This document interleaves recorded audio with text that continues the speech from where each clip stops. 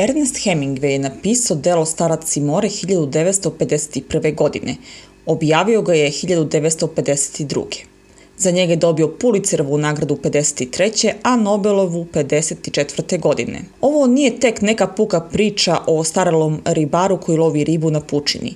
Ona ima dosta simbolike i tera na razmišljanje. To je knjiga koja se mora čitati na tenane kako bi se uhvatilo što više niti koje je isprela. Skoro je izašla vest da je Škotski univerzitet koji se nalazi u regionu koji je poznat po ribarskoj industriji izdao upozorenje svojim studentima istorije i književnosti da ovo delo sadrži eksplicitne scene ribolova. Pored ovog romana upozoravaju studente i na sadržaj dela Ilijada, Beowulf, Frankenstein, Hamlet i Romeo i Julija. Obrazloženje potparola ovog univerziteta glasi da upozorenjem o sadržaju studenti mogu donijeti informisane odluke. A kakve su te odluke, verovatno ni oni sami ne znaju, ali bolje i to da kažu nego ništa. I tako prilikom jedne smese problema tokom montaže prošlog videa se desilo da sam isekla ceo deo o ovom romanu, ali moj kratki osvrt na ovo delo možete pogledati na mojoj Facebook stranici i pre nego što nastavimo dalje, zapratite kanal. Škotski univerzitet je označio da ova knjiga sadrži eksplicitne scene ribolova i nadajmo se da ekranizacije ovog dela koje su sve okarakterisane kao prikladne za sve uzraste neće uhvatiti trenutna pošast cancel kulture.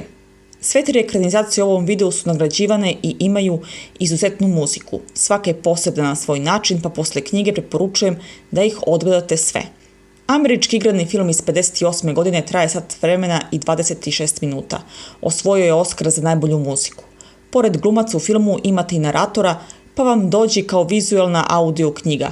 Tokom gledanja ove verzije se mogu otkriti i nove poruke i simboli knjige.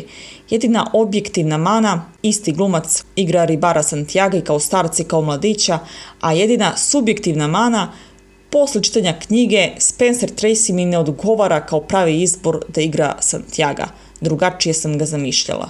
U ovom filmu se pojavljuje i sam Ernest Hemingway. Televizijski film američko-britanske produkcije iz 1990. godine nije menjao glavninu priče, ali je dodao nove likove, te Santiago ima ćerku. Ovi dodaci nisu nimalo umanjili vrednost književnog dela niti uživanje u priči, a Anthony Quinn je maestralno odigrao ovu ulogu.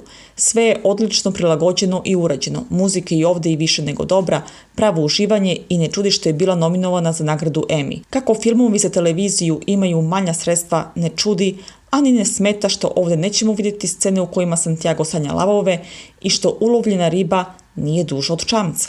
Oskarom nagrađen animirani film iz 1999. godine traje samo 21 minut.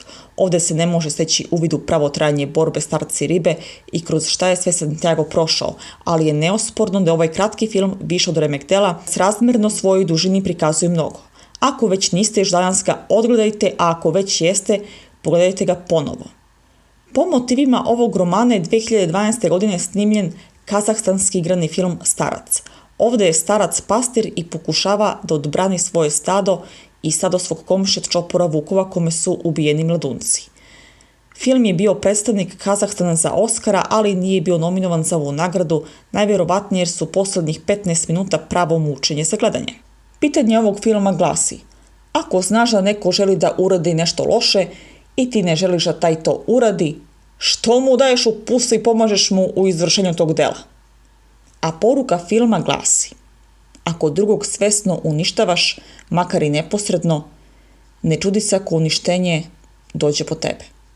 Blagodarim svima što ste odgledali video, zasvećite ga i napišite komentar kako bi dopreo do što većeg broja gledalaca. Zapratite kanal i ne zaboravite da čovek može biti pobeđen, ali ne i poražen. Zdravo!